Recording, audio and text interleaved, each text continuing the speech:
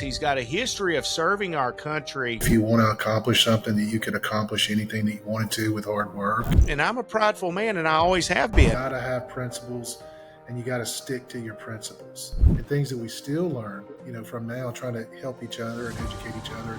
Spiritually, emotionally, whatever, because everybody goes through it, right? I really do want to grow this company with a culture of excellence, with a culture of achievement. Hey everybody, this is Red Taylor with the Red Hot Read, and man, have I got a treat for you today. The next guest is one of my great friends and one of the great human beings that I know, man. He is a Christian, he's a husband, he's a father, he's ultra successful in business. He's got a history of serving our country in the armed forces as a naval cryptologist. I don't even understand what that means, but he's going to hopefully explain it to us today in a third grade. I'm going to need it in a third grade level so I can understand it. He left the Navy serving as a cryptologist and pursued a degree in business with a concentration in economics. He's got over 20 years experience in consumer-based sales and marketing, as well as various leadership roles. He's established himself as a seasoned professional in the field of sales and marketing with ultra success there. He currently holds the position of the Executive Vice President at Prollenium Medical Technologies and serves as the General Manager for all of North America. In this role, he has successfully built and overseen all commercial operations for one of the world's largest aesthetic companies, specializing in the development and commercialization of biomaterials for facial rejuvenation, and I'm going to need a lot of that. Outside of his professional life, he is like most of us and enjoys downtime spending with his family, his wife, Penny Lane, and his two children, Emma and Ollie. And I believe Emma is about to graduate high school now, and he currently resides in Memphis, Tennessee, and he's living a great life, and he's my great friend, and I appreciate him being here today. Mark the Sparkler Wilkins. Welcome to the show, brother. Thanks, Red. I appreciate that. It was nice to hear the intro. That sounded like I had achieved something monumental. It was awesome. Thank you, dude. You have actually. I tell you what I want to do. I'm gonna record that and send it to you. And when your alarm clock goes off in the morning, I want it to be me reading your intro. I want to hear it. I'm gonna play it for Penny every day. When she's arguing, she's telling me I'm left-handed. I'm gonna play this for her and my children. It's gonna be amazing every day. Maybe at night too, like taps, lights out. Yeah. They need to hear about their dad and their husband, man. They need to hear the greatness of Mark Wilkins. That's funny. I love it. Yeah. So look, man, I want everybody to hear a little bit about our story. You and I grew up in Montgomery, Alabama, and a life that not many people know or recognize or would recognize today. Tell us about your upbringing, Mark, and give us the PG version about how you grew up, how your mom and dad, your brother, how that shaped your life and where you are today. Yeah. Thanks for the opportunity to do that, Red. So again, you and I grew up together, known each other for quite a while in Montgomery. I really came from a pretty blue collar background.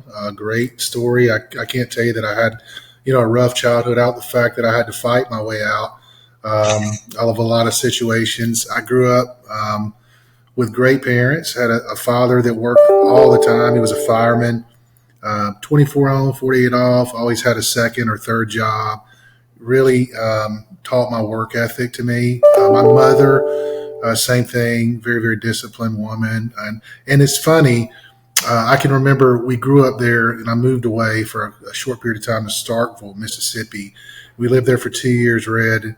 And it was at that time, like I didn't really realize how poor we were, or of modest means. And when we got to Starkville, people were they were going out to dinner more often. There was a little more fast food restaurants. And my mom would wake up every morning and cook breakfast for us every morning, make our lunch. We'd have lunch at school. And at night, we'd have dinner as a family. And I thought that was really normal. And, people would come over to the house and it was at that point in time that I realized I had a really special parents, right? They just celebrated Yes. their 59th year of marriage. And just again, just grew up pretty blue collar, being told if you want to accomplish something that you could accomplish anything that you wanted to with hard work. And um, I was a kid that liked to have a lot of fun, like you know, Red. And I think I know. probably in my teen years, I had an opportunity to just kind of go in the wrong direction. And fortunately for me, I had an older brother that had already done things that I didn't want to do. And I just woke up one day and said, I need to kind of change my environment. I need to move on and do some different things for myself, or I'm not gonna be as successful as I want to be. Right. So I made a decision to join the military, get my school money, come back, which was tough. It was, if any of you guys, I don't know who will listen to this, have ever moved away and kind of grown up and then come back and lived at home, it's a pride swallowing siege like Mm. nothing you've ever had to experience. But I did that because, it's what I had to do. It was the affordable thing to do. It was the economical thing to do.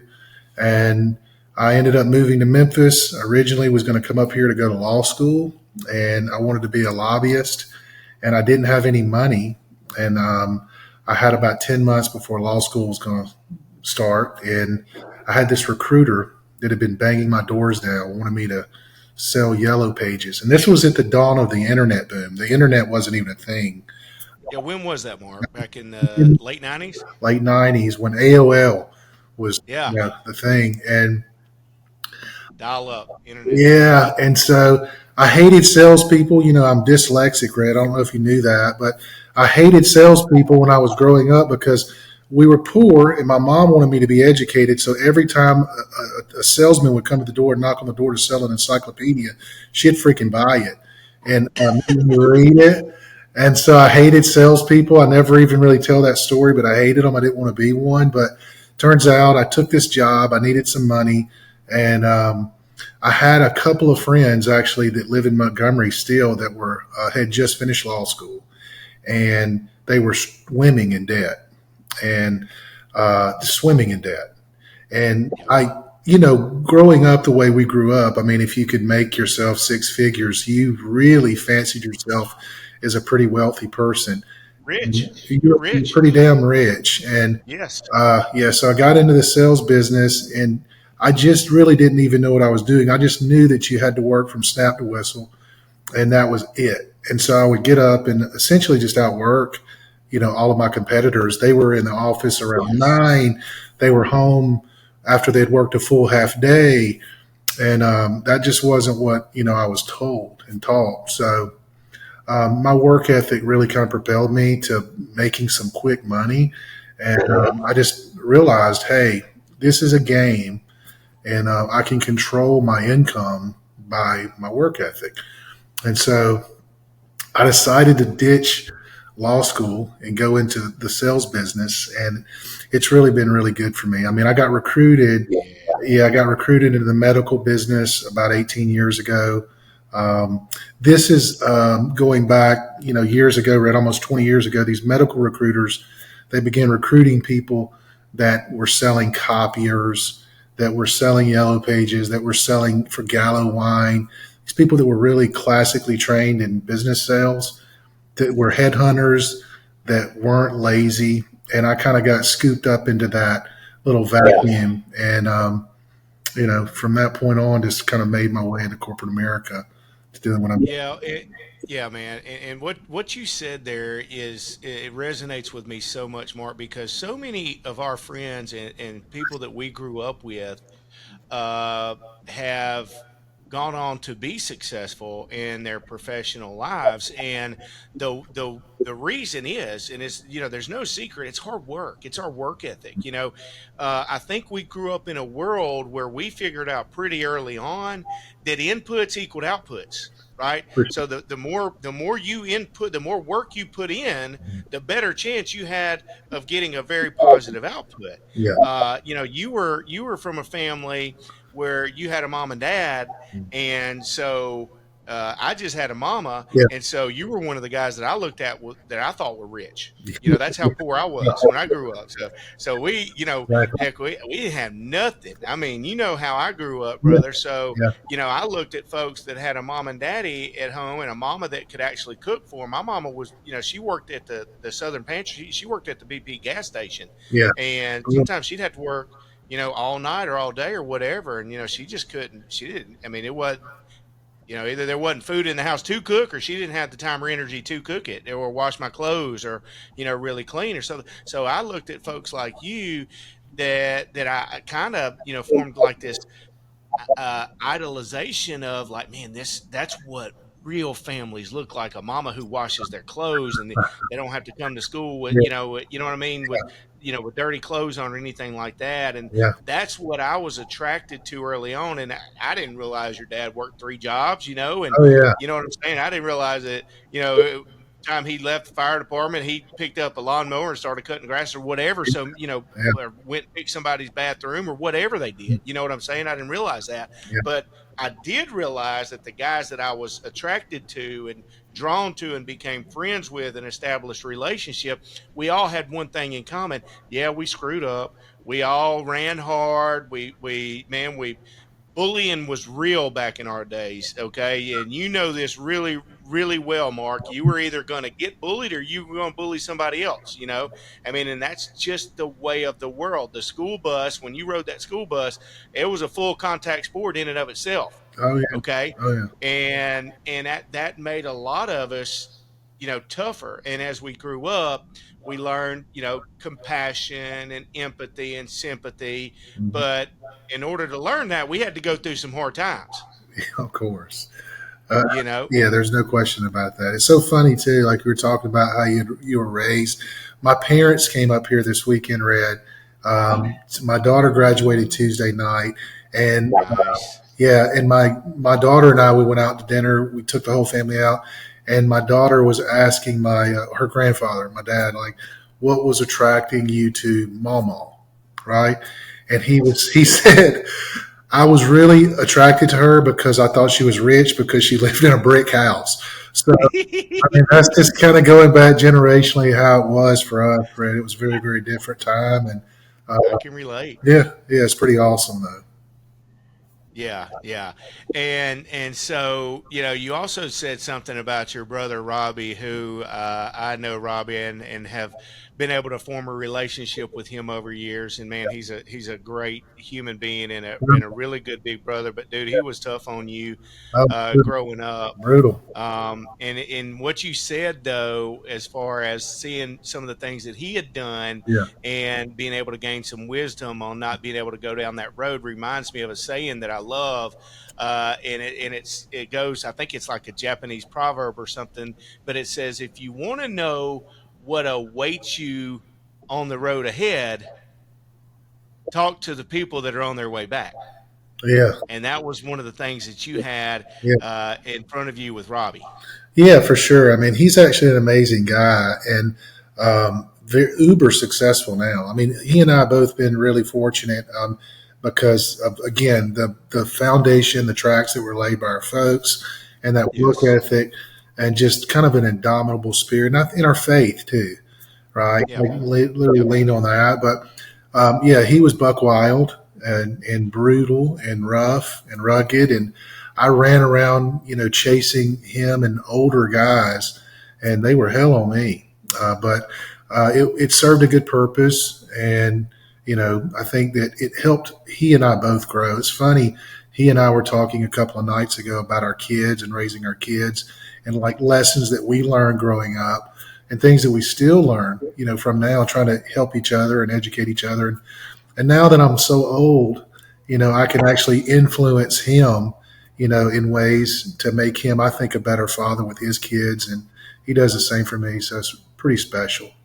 Yeah. Yeah, because what I think what you're alluding to is that the road to success is always under construction, right? Yeah. Whether you're talking about being successful in business, you're talking about being successful in relationships as a husband, as a father, as a son, as a friend. I think guys like us, we realized thankfully a long time ago that success is not a place, it's not an end to be reached, right? Yeah. We can't get to a place and jump up on a desk and start patting, beating ourselves in the chest and say, I made it. I'm here. I'm successful. Give me what's owed to me, right? For Right. success.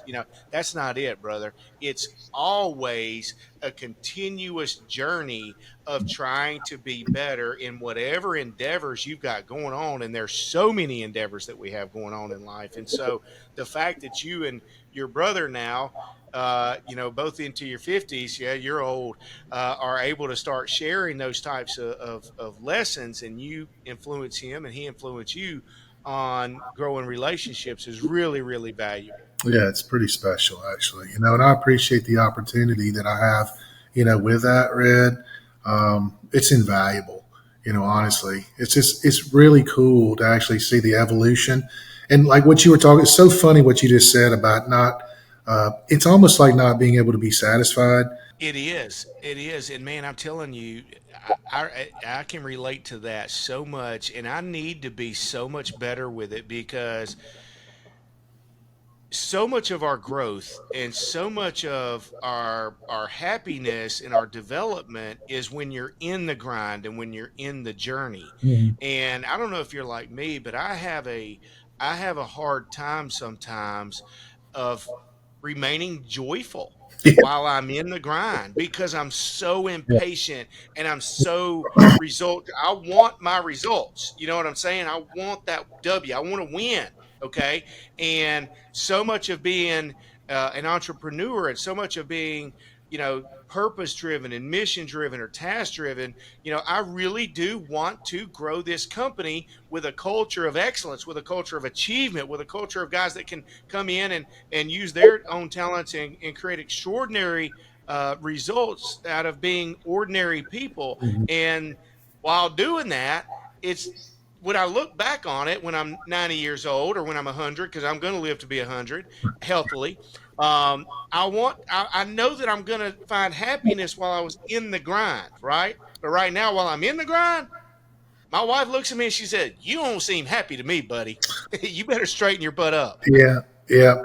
I think for me too, Red, like the joy in it for me too. I get a big kick out of this, by the way, when someone contacts my human resources department and they're buying their first house, right? When these moments that people aren't even aware of that I'm aware are happening in their life, and I know that I contributed to that. And I Yes. take it super serious. Most of the people that work for me, are the breadwinners for their families. So, kind of for me, I've evolved into that. It's a very happy mindset when I can see other people kind of accomplishing their dreams and achieving their dreams, and I know that I can contribute to that. So Yes. that's another thing that drives me as a person is knowing that you have an opportunity to actually help other people, making a difference in their life.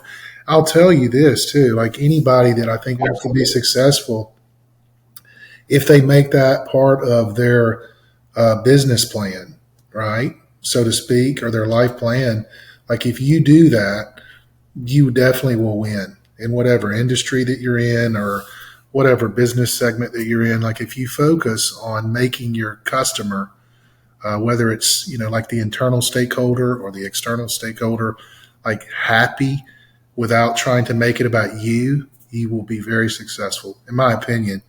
All the leadership books that I've read and things of that nature kind of point to that, but Hmm. until you, I think, embrace it and experience it and live it, it's almost a shallow. I think it's for me anyway. It would be almost a shallow existence in business at this point to not, you don't want to be doing that, right? It's fun. So yeah, let me kind of rephrase what I think I hear you saying because I think it's so important, so impactful, and people need to hear that. So instead of just being money driven, Yeah. result money driven. Which and listen, I'm okay. I want people to make a lot of money. I'm okay with that. Okay, and I think that, and you'll probably agree that I think that there are certain times in a person's life and career where they should be focused on generating income, right, as Yeah. much as they Yeah, possibly can. for sure. But I also think that I hear you saying that as you evolve and as you grow, that in order to become truly impactful and truly successful and truly happy, is that you make your success attached to the success of others. So, in other words, in order to truly have meaningful, long lasting success in relationships and a destiny that outlives, legacy that outlives you, Mhm. the success that is sustaining and sustainable is attached to other people winning as well. Yeah, Is that correct? 100%. I mean, that's really the fun. It is through building the relationships. It's the trust. It's the culture within an organization, right? It's that's the fun in it to me, anyway. At this point in time, that's the fun. A lot of it. There's a book. I need to find it and I'll send it to you. But it's simply about like force multiplying your ability to be successful, and it's through delegation. But at the end of the day, like what you're trying to do is you're trying to uplift people around you and help them become more successful.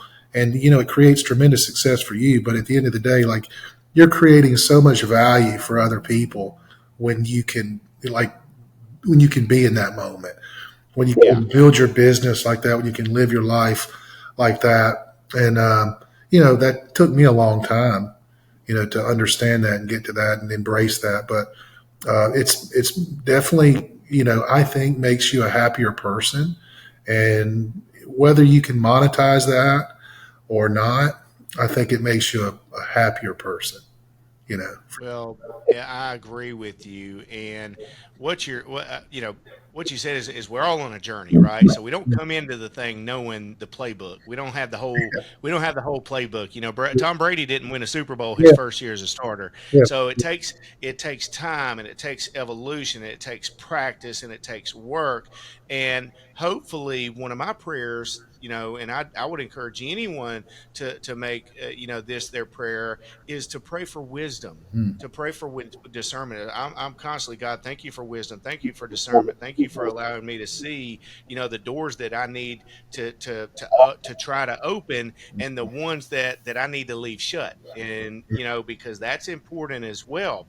Um, you're you're in charge of a really really large sales force and group. You manage a ton of folks, yeah, and I know that one of the key things to me in success in business is a culture, mhm, uh, is creating a culture of excellence and yeah. creating a culture where people have an opportunity to achieve. Tell me how you do that, Mark. What are some of the elements that you focus on, or some of the practices that you put in place to continue to create and maintain a culture of excellence? I think it starts with, number one, having integrity in your own leadership, right? You have to practice what you preach. And for me, it's important that if I'd like to say that I'm demanding, but I'm loving. I mean, I think I've struck a balance, Red, of knowing when to kick someone in the butt and when to give them a hug, right? Mm, Okay, so I am demanding, but I'm also nurturing. But I demand people have integrity. I want people that are passionate around me. I want people that are professionally mature. I want people that are really gritty. But I also want to have a culture of complete honesty. Okay. yeah. So, for an example, I want to be a good father. And I don't want to be the dad that my kid doesn't want to tell me everything. They want to tell me certain things and their mom certain things. Like, I want to be the parent that my kid can come to and talk to me about absolutely everything, because I was fearful of that. Right. So I've kind of bled that into my business life, where I want people to know that, number one, um, it is completely fine with me if you mess up. If you make a mistake, no problem. And even if you do something that you shouldn't have done, that you know you shouldn't have done, I will give you a second chance. Now, Hmm. I won't give you a third chance, but I will absolutely give you a second chance because I've had them in my own life. So, for me, the culture is all about having integrity, it's honesty, investing back in your people, making sure that they know that they're heard, and everything that they ask for, you do everything you can to make that happen for them. And if you can't, you tell them why you can't do it. And I think if you do that, you'll build an incredible culture, a winning culture. You'll build a team that wants to work really, really hard for you and for the company. And the acronym that I use, I always tell my team, like, you need to understand what is important. And I don't say WHAT, I say WUTT. So it's we, us, together, team. Like, Love it. what is the most important thing? It's not you, it's not me, it's the team. And we, us, together, team, like that is the most important thing in business. You prioritize the needs of the company, and then you prioritize the needs of the customers. And so for me, my customers are my salespeople, or my Hmm. operations people, and so on and so forth. Their customers are the customers that buy our products. So they're out there customer facing, they're getting everything they need. They talk to me, they tell me, and I have to listen to them, Red. So at the end of the day, like if I want a culture of people that are good listeners, they have a lot of integrity, they're passionate, and they're really hard on themselves. I like to hire people that are that have had to have a bad situation in their life, right? Because when they've had to go through tough times, they know what good looks like. I think Yeah. in this day and age, it's really hard to find like young up and comers, um, because they tend to look at everything and think that the grass is always greener on top of a septic tank, and it's not, right? And they become very, very impatient, very short sighted. So it's a real balancing act to actually develop a culture and make sure that it's a really healthy culture. That's the most important thing, in my opinion, in business. And I will tell you this, it's funny that you brought that up because I also think if, as a business leader, if anybody is listening to this as a business leader, if you find yourself always talking about your culture, always talking about your culture and trying to sell the fact that you need a culture and a culture, you don't have a good one, right? Like you're not doing the right things. You're not providing a good example because your culture will be a direct reflection of how you treat everybody in your organization. Yeah. So, So good, so good. So culture is not something you talk about. Culture is a verb. It's what you do. It's your actions, 100%. right? Yeah, Is that what you're saying? 100%. Uh, Yeah. yeah. And to your point, I think, and you said this, that the number one, if you had to put a one determining factor on success, on successful people, that it would be their grit.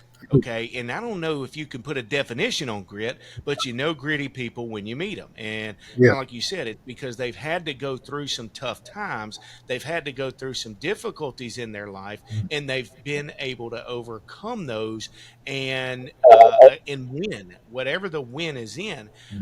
They've developed the resiliency to be able to get knocked down, to be in a bad place, a dark place, whether relationally, whether financially, whether spiritually, emotionally, whatever, because everybody goes through it, right? Yeah. And then they're able to get themselves back up, and they're able to go another day, Yeah. play another play, knock on another door, make another call, try to engage in another relationship Mhm. in order to promote whatever the goals that are there in front of them. In your case, it's the company goals that are to make the customer's life better. My company, the customer's always right, no matter what. It doesn't matter. We are customer focused 1000% of the time. Okay. If the customer's not right, the customer's right.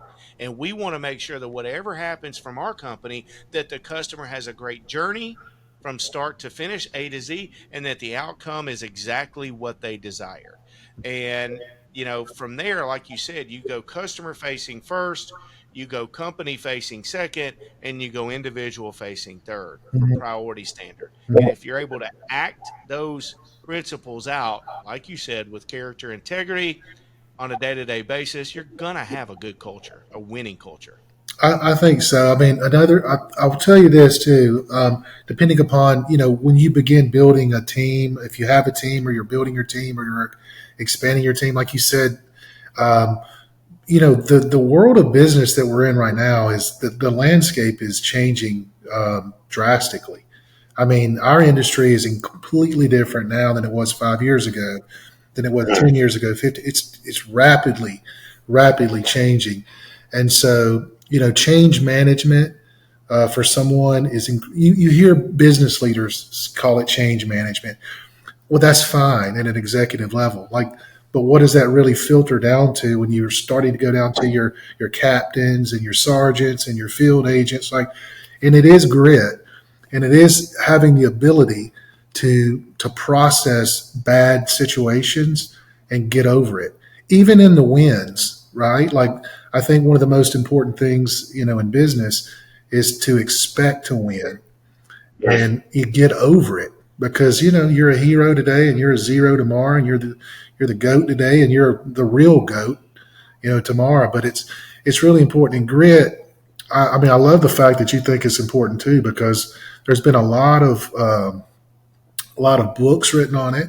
There's been a lot of talks on it, and it is, in my opinion, the most important factor that determines success.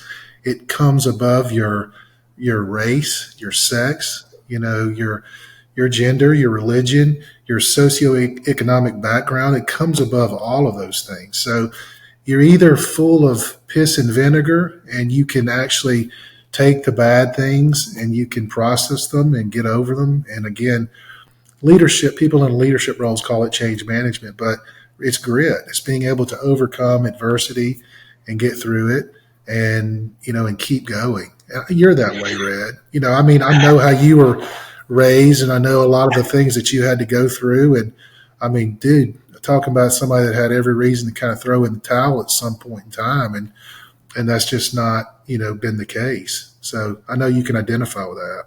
I can, brother. I can, and I've been through a lot of, really tragedy in my life, and I've had a lot of things against me, and I just, for whatever reason, I don't even know how to put a pin on it or how to define it, brother. But I couldn't ever quit, and I always wanted more, and I always believed in myself, and Yeah.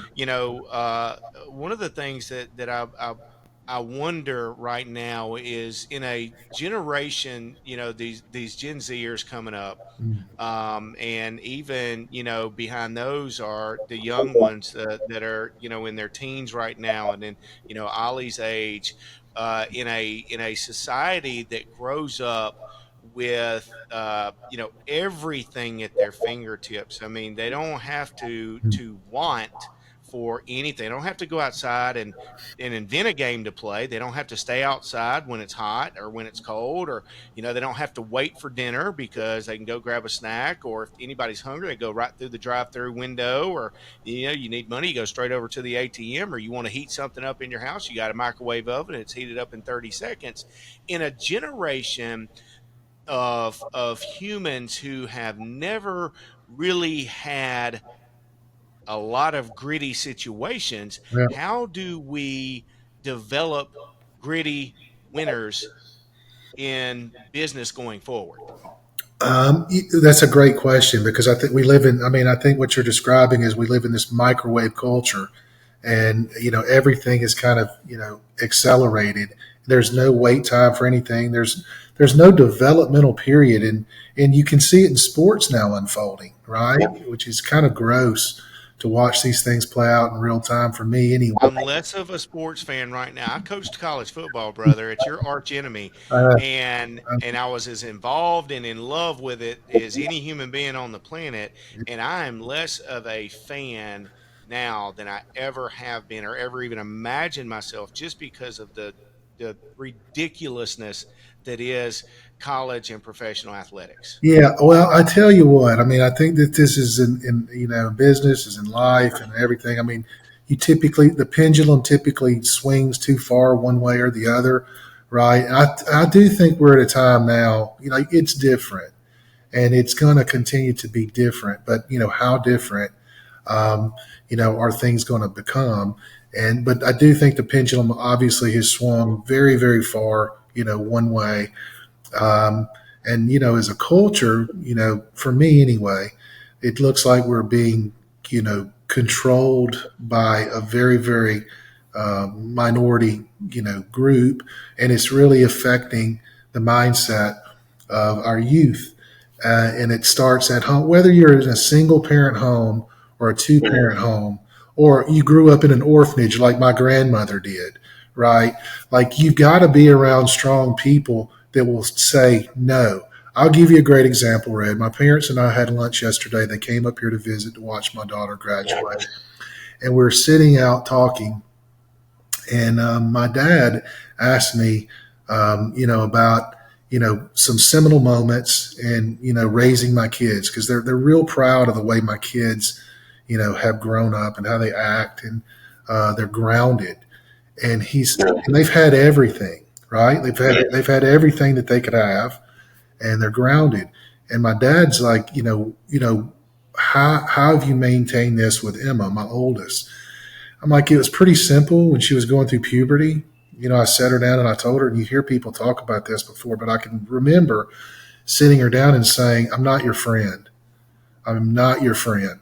And I'm not going to be your friend until you're old enough, to take care of yourself. I'm not your buddy, and you're going to hear no a lot. And this is just the reality of it.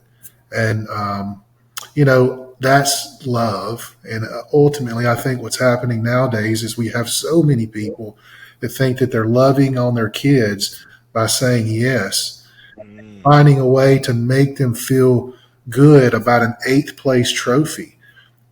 And they're not teaching them that they're going to lose, and they're going to lose a lot, and they need to lose, and it's important to lose. And what are you going to get out of that, right? And it's really, I hate using the word over and over again, but it's really gross, that we've just had a culture, and go back to culture, a culture that's being almost manufactured to be really soft and Yeah. not saying no to the kids and the youth. It's unsettling, actually, Red. Well, there are going to be lasting problems that are going to result from this, and I agree with you 100%. But I think one of the things that I want to find out and talk to folks about is why. Why do we as parents not have the courage to do what you did, which I think, brother, is phenomenal. I mean, I promise you, less than 1% of all fathers have the courage and the wherewithal to sit their prepubescent teen daughters down and say, babe, you're not going to understand this and you're not going to like it, but for the next 8 years, I'm not going to be your friend. And I'm going to tell you no about 98% of the time, Yeah, okay? yeah. But I want you to know right now, I love you more than anything on this planet. And then when you're 22 one day, me and you're going to say, Dad, thank you so much for being a father to me and truly loving me. But why? Why are parents so reluctant to truly love their children and act out the verb of love? Meaning, listen, Jimmy, you're not good at baseball. Okay.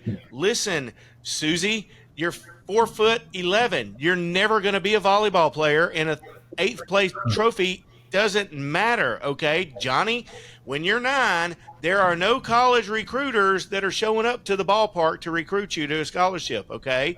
And why are we as parents so reluctant to say no and to parent our children? Is it guilt? Is it shame?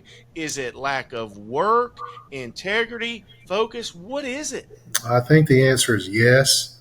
Maybe a lot of that, right? Yes. Bingo was his name. Oh, A lot. Like you could pour that in a bucket, mix it up. You could probably pull a little bit of that out and say yes to all of it.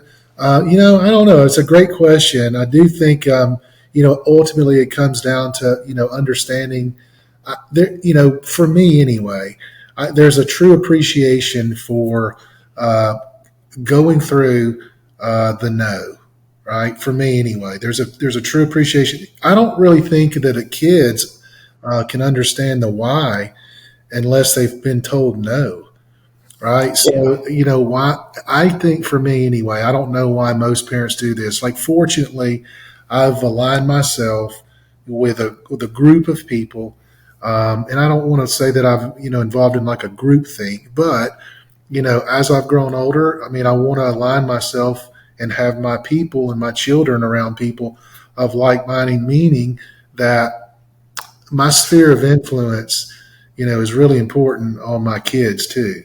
And so yes, I want to be around people that are strong enough to discipline their children and say no to them, because these are the kids that are going to be spending the most time with my children. They have more influence than I do in most situations, right? Like they're going to be away from me, 8, 10 hours a day sometimes. Who are they going to be around? Who are they going to be with? So as a parent, I think you fail your kid by allowing them to associate themselves with people. And forgive me if it sounds too harsh, that have really weak parents. yeah, Okay, when you aren't aligned with a parent, in my opinion, you don't allow your kid to spend time with that type of child, because they're going to rub off on your kid in ways that you might not be able to unring that bell. Right? yeah, yeah. It may take a long time. So philosophically, I know that sounds harsh, but at the end of the day, I think if the parents that I associate myself with are that ilk mindset, and they want the same thing. Like they want their kids to become leaders, and they want their kids. They all do. Yeah, yeah, Everybody really does, but like I said, I think that we just don't have enough courage, or we carry around too much shame or guilt because we screwed it up at some point because we were young. We were in these relationships and with our spouses, and we're both young and we're both busy, and then you got the kids, and you didn't do enough this, or you didn't do enough, or I'm doing it all, and this, that, and the other. And so now that they've become these preteens and these teens, now instead of buckling down and saying, you know what, those mistakes that I made, or that shame that I had, or that guilt that I carry, you know what, that doesn't define me. That's not a life sentence. That was an event that occurred. I learned from it, and now I'm better than, because I got a little grit, and because I did learn from it, I'm going to say no to my child. And I tell my wife this all the time, and I believe in this. And listen to me, parents, listen to me. If you have children, no is the most powerful word in the human language. No, say no, okay? And I'm telling you, it's going to empower your children. It's going to empower you, because if they're passionate about it, then they'll learn to negotiate with you, okay? Or they'll learn to find a better way, or they'll learn that no means no, right? We're not going down this road, okay? yeah, And I think that the message that we have to have is, if we're talking to you today, because I know we're talking to me, that you can change. Make a change right now. Okay. for sure. Make the Yeah, decision to make a change and do the hard work. Okay. yeah, The beauty, the lesson, the joy lies in the hard work of the things that we're running from right now. yeah, yeah. And so, if you'll, instead of running away from the difficult task, running away from the uncomfortable conversations with our children, running away from the uncomfortable conversations that we need to have with our spouses, with our employees, with our bosses, maybe, instead of running away from it, lean into it. Yeah, there. Okay. It's funny what you say. Like, there's something really applicable. I heard. I don't know. Maybe it was a social media channel. Maybe 2 months ago, it was something. But it was such a great comment that stuck with me, and it really is applicable for this conversation with respect to kids or business or anything. And it's basically it's like your success lies in the things that you don't want to do. So it's like the ability to to say, again, is there something I don't want to do? Can I make myself do it? If you can say Right. yes, right? Is there something I shouldn't do? Can I make myself not do it? Right? It's the success lies in the things that you don't want to do, and that is in business, that is in friendships, that is in your relationship with God, that is with your children. That's with everything, though. Yeah, yeah. Right? I'll relate that to our health. I'll relate that to our health as a nation, as a society. For We're sure. obese. We're in bad health, right? Yes, And so, for sure. why? Yeah, Why? Because we refuse to go do the hard work, yeah, whether it's pushing away from the table, yeah, whether it's, eating food that are single yeah. source, high protein, high fiber foods, Mhm. whether it's getting my fat butt up in the morning and Yeah. going to the gym and lifting heavy things, which I don't want to do, Taking a you know, walk. on a regular Yeah, basis. yeah. We got to go do the hard work daily. If you Yeah. want to be successful, listen to me. If you want to be successful in life, do hard things daily. Yeah, for sure. I mean, you control anything that is within your control. You have to control that variable, and you just have to be consistent with it. And again, that's in all facets Yeah. of your life, Yeah. right? Yeah, Yeah, switch gears with me real quick because first and foremost, man, as a former serviceman in the United States Navy, I think we all owe you a debt of gratitude, and we thank you for your service to our country. thanks. As a cryptologist, that's on another level. So we know how intelligent you are, and with that background, Yeah. seeing what's going on in really the world today in America, what's coming out of Washington D.C. and some of the politicians. Uh, give me kind of your take as a broader spectrum on how do you feel we are positioned as a country right now? Poorly, um, very poorly. That's a heartbreaking topic, but definitely a personal one to me. I love this country. I really love this country. And we were talking about this earlier, Red, before Cameron. I told you, like, the woke brigade came after me a couple of months ago, and I told them, hey, I'm not going to get on my knees and apologize for speaking my truth and what I believe. And I served in the military so people could say what they wanted to say, and I don't believe in censorship. And that's a tough thing when you believe that. You have to see things that you don't want to see, and I've had to see things that you can't unsee. Right? You can't unring the bell, but it's really discouraging, some of the things that I'm seeing in Washington right now. Certainly with our military, what we're doing overseas is frightening. Um, I wish I could tell you that I think that we could wave a magic wand and make it perfect, but we can't. One of the problems that I'm seeing is just the lack of patriotism in this country. It's really frightening. A friend of mine who's a commander in the Navy, whose son plays lacrosse with my son Oliver, he and I were talking the other day, and he works in the Bureau of Personnel. And he's just transferring down to Jacksonville. He'll run the Southeast for recruiting for the Navy. And the military is just being decimated right now by policies that are unbelievable. Okay. This is a volunteer military, which is one of the reasons that we're so good. You talk about culture. Um, the fact that it's a volunteer force is one of the things that makes it one of the best, the greatest militaries in the world. Okay, but the fact that the school systems right now are training people to hate our country effectively, um, to kneel or sit, at the flag, and it's really heartbreaking for me to see these things, happening in real time.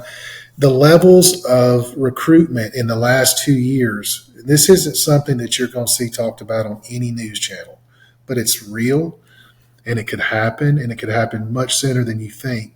That our country could have to reinstitute a draft, and because the levels of our military preparedness are becoming so low, and that you may have to do that. And again, you look at what's taking place in Israel right now.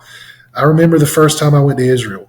Okay, I was 20 years old, and it got real for me. I got off a boat and I got on the ground, and I was in Haifa, and I see these beautiful girls in green fatigues with machine guns walking around the streets, and I was like, "Wow, this is real." Um, you're looking at a country right now on the map that everywhere around them wants them dead. Yes. Right now, wants them dead. Yes. And like as of today, and I think people forget that, they were attacked. They were attacked. Over 1,200 people were brutally murdered, raped. Hundreds of people were kidnapped. And they still have American citizens that are being held in Gaza, supposedly, right now. And we have an administration that's on their knees, that's not even willing to provide the level of military support that's needed to eradicate people that want our way of life exterminated. And they want an entire race of people obliterated. And you see these things happening on campuses that are it's out of control, Red. Uh, and I don't know how you put the genie back in the bottle, but it's, it started out, in the 50s, and, it's continued. So this isn't something that just happened. It's crept up on us over time, and it's embedded in our culture like nothing I've ever seen before. And it's frightening. I may have a little bit of a contrarian view on it, Mark, because I believe I hear everything that you're saying. I don't necessarily believe that it's any level the majority of our culture. I believe, once again, that this is a fringe element, a minority element of radical extremists that are being propped up, that are being funded to go out and create havoc, much like the Summer of Love and the BLM riots during the whole George Floyd thing, that is going on around college campuses around America right now with these, I don't know, Palestinian and Hamas protesters. They all look like the exact same people that were in BLM marching the streets and burning down, buildings and businesses and looting and robbing and all that stuff at the same time. And so I think that what it seems to me, they all have the same looking tents that came from the same stores or factories. They have the exact same manufactured signs that were mass produced, and all of the cowards are out there covering their faces so that they can't be quote unquote identified, except we know that Space Force does have all of that GPS tracking data where they can hone in on them and identify them anyway. But as far as the military as a whole, you're absolutely right. Recruitment is at absolute all-time lows and decimated levels. And I believe one of the greater issues is the fact that our military readiness right now is at just an all-time low. I mean, just imagine if the CCP decided Invaded Taiwan. to launch an offensive against us right now. Well, okay. I don't think that would happen, but it wouldn't surprise me if they invaded Taiwan.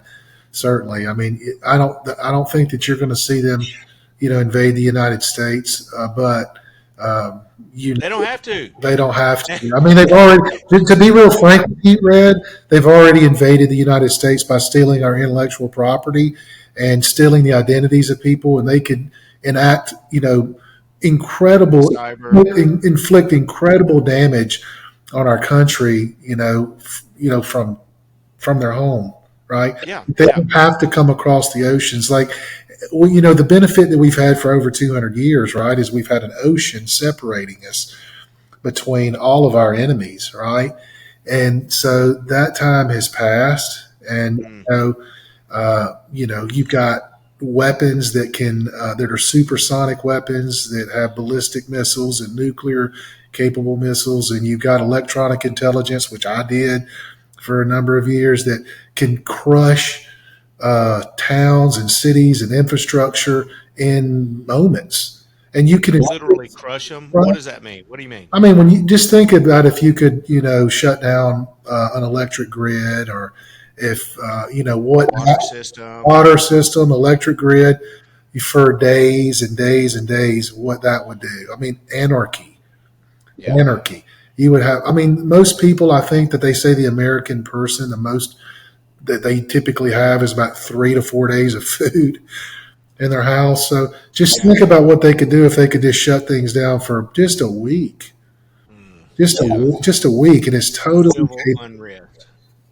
Yeah, we can do the same thing, but at the end of the day, I mean, we're not as untouchable as we think, and I think we have a lot of people that are very passionately ignorant about living here, and the freedoms that they do have, they're not free, and we're in a scary time, and I don't believe that we're at the point of Armageddon here, but we're at a really serious tipping point when we have policies in Washington that are supporting terrorists, that want our way of life completely extinct.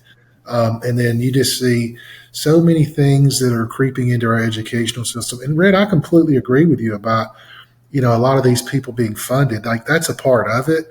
But when you take that a step further and you seeing things, coming out in broader, policies where for votes, taking place, it's all about votes. And it's just really, really, really disturbing what you're saying. When I think we can agree, when we were young and we were boys, um, it it didn't really, whether you were it's binary. Like, again, one of the problems I think we do have is our political system is binary. You have, it's apples and oranges, and it's so divided. But when I was a young boy, um, people disagreed, but they could still have civil, discourse, but they Mm. could talk through things, and it wasn't just such a flashpoint.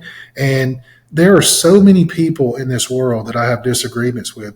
I don't hate any of them, Right. none of them.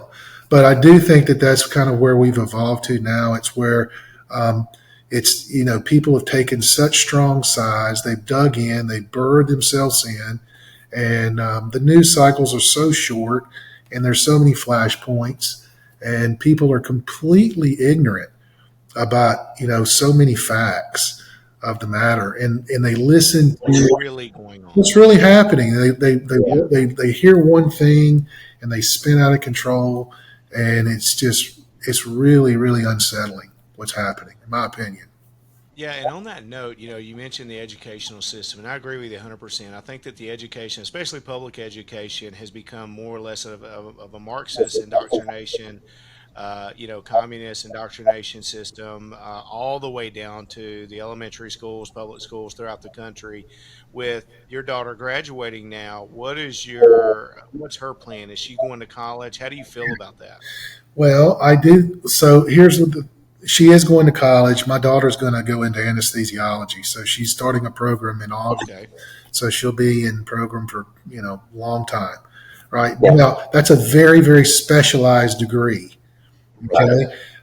Now, what I'll say to this is, when I was growing up, as a young kid, the goal was you felt like you had to get a bachelor's degree to open the door for you to be successful in the business world.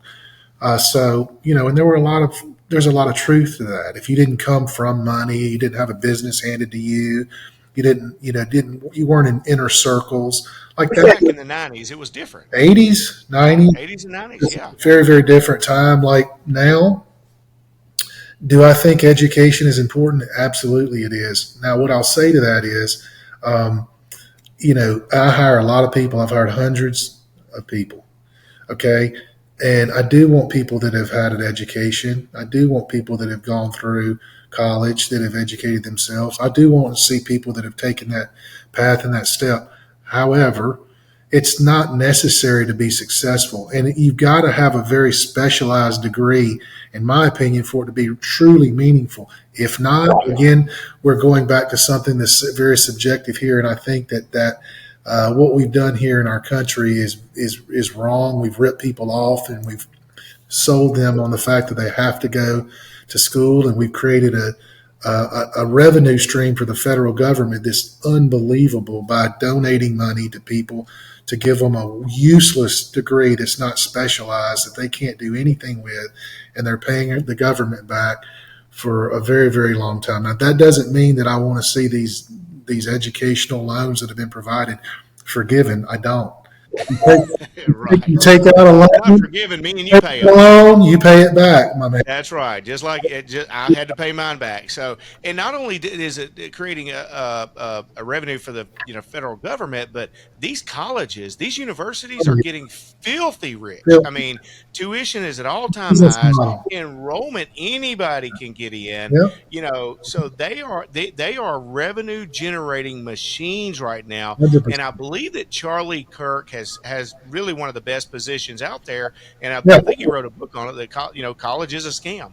And Yeah. in my opinion, unless you're going into anesthesiology, the medical, to be a doctor Yeah. or some type of significant specialized Degree. educational degree, that Mhm. college is not necessary. I personally don't see it as a requirement to work for my company. Now, I do see grit. I do see character, integrity, work ethic. Those are requirements. So, but as far as walking in the door, my company, I don't look for a degree. But here's the thing: like people don't. I guarantee you, a lot of people don't know this about you, Derek. So, for an example, you didn't go and take out stupid loans. You did something that very few people would do. Like I joined the military to get my college money. Less and less people will do that now, right? Right. You went to school at an HBCU HBCU, yeah, Alabama State. and took advantage of an opportunity that was available to you and I stand on a chair and applaud that, because there are so many people that would never even think of that because they're full of pride and they don't think that they should do that. And that is an insane individual.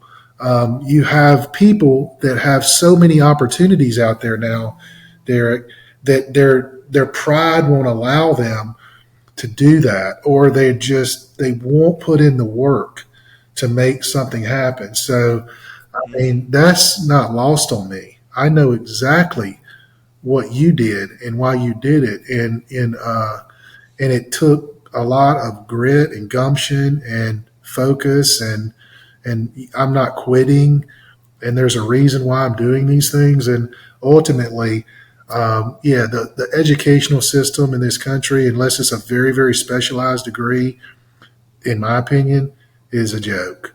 Um, Yeah. it's Yeah, and to that point, brother, at that time, it was like a godsend to me because yeah, it was the only way that I could have gone to college yeah, and to achieved my dream to have been a football coach. yeah, And that was something, that was a dream that God placed in my heart. And then He sent this angel to this day, Curtis Stewart. Is the one that alerted me to this opportunity and put me in touch with the people there at Alabama State. He told me that they were under Supreme Court order to desegregate. It just happened. I'd never even heard of such. Like I'm working in a warehouse, yeah, just fading away, yeah. in the life. Mhm. And Curtis came along and told me about this opportunity and hooked me up with the people over there. I was able to have the courage and the ability to take action on that, and then went and enrolled and I was one of the first few students to ever enroll at Alabama State, a historically black university, under the Supreme Court order to desegregate as a white person. Mhm. And then only a few short months later, Curtis Stewart died in a one vehicle car accident. Mm. Okay. And so for the last 30 years of my life, I've carried the blessing and the legacy of Curtis Stewart with me. And, I hope to be able to get his story out there for the world to hear. That Curtis Stewart's legacy was Red Taylor. I'm here today because of the light that he shone inside of me and what he gave to me, and that God was able to give me the ability to go and act upon that. Mm. And so, brother, to your there was no ego in that. There was no pride in that. And I'm a prideful man, and I always have been. Now, even coming from where I come from, I've still got, prideful and egotistical about so many things. But at that point in time, that was the opportunity that I needed, Yeah. and the only one that I had to get out of that warehouse and to go chase that dream of being able to be a football coach and make an impact in young people's lives, which I was, thankful to do for a little bit. Dude, man, we can do this for a couple hours, and I know you're very, very busy, and we've gone over a little bit, and I'm so grateful to have you, taking your time out of your busy schedule to be on the show today. And I want to end with one thing. I'll put you on the spot here, and it's something I always ask. I think it's just impactful, Mark. But for the next generation coming through, if you had to give them one piece of advice, and I know that you've touched on so many important things today, but if you had to give them one piece of advice on how to be successful, how to grow into an impactful human being, a fulfilling relationship, happiness, joy, and a fulfilling life, what would the advice be? That's So tough. that's a tough question. So, number one, you got to have principles. Okay, you got to have principles, and you got to stick to your principles. Okay, I would start with that. You have to know yourself, and you got to have principles, and you have to stick to them. There's so many sources of information now that you can have at your fingertips, whether it be on TV or the internet or whatever, right? There's a lot of news that's coming in, and you can absorb it all. You can be a voracious reader, you can watch everything, but at the end of the day, you can't allow the tone, the tenor of those things to really sway you and move you from your principles. Okay, I would say you start with that. You have to be incredibly patient. You have to be willing to sacrifice to prepare yourself to win, and you have to expect to win, or you won't win. And when you do win, you have to get over it because it's on to the next thing, it's on to the next challenge. And I do think that you need to operate with humility and grace, and you need to do as much as you can do to positively affect the people in your sphere, whether it be your spouse or your friends or your children, by always keeping your word and trying to do the things that can make them feel better, whatever that may be. I mean, you always hear people aren't going to remember what you say, but they're always going to remember how you make them feel. Yes. So you always want to try to leave, in my opinion, a moment that you have with someone by making them feel better, whether that's with a hug or a pat on the butt or whatever it may be. But that's from all my years on earth, learning those things. I think it's just really important. At the end of the day, you got to have principles. You got to have principles. You got to be patient, willing to sacrifice to win, and you have to treat other people with a lot of respect and appreciation. And you got to show gratitude for the things that are given to you, because everything we have is a gift, right? Yes. That's it. Yes. Love it, brother. I love it. So, in short, what I think that Mark Wilkins is saying here on the Red Hot Read Show is wake up every day with a grateful heart, Yeah. live a life of gratitude, of thankfulness, of gratefulness, stay humble, stay hungry, treat people the way that you would want to be treated, and do everything that you possibly can to make them feel as special as you can, because it's not what you say to people that's going to last and leave the legacy in your life. It's going to be how you made them feel Yeah. and what you leave them with. And Yeah. man, hey, listen, dude, I want you to know from me, man, I'm so thankful that you were here today. You're a great person. You're a great father. you're an even better friend and brother. I love you, man. Me too, buddy. I thank you so Yeah, much. yeah, Yeah, I'll get emotional on you here at the end, but that's just, I miss you too. We got to get together and spend some time together and get our families together. This yeah. distance that life puts between us just stinks sometimes, No, buddy. I Uh, appreciate you, Red. And I'm excited for you and I'm happy for all your success. And I want you to do nothing but good things. So keep trying to make an impact, Red. yeah, Awesome. yeah. I appreciate you, brother. Appreciate you. Hey, everybody. That's Mark Wilkins from the Red Hot Read.